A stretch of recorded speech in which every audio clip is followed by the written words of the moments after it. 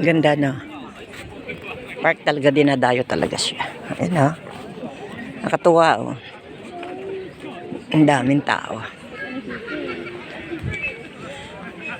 Wala, nagdala tayo ng panlatag bin.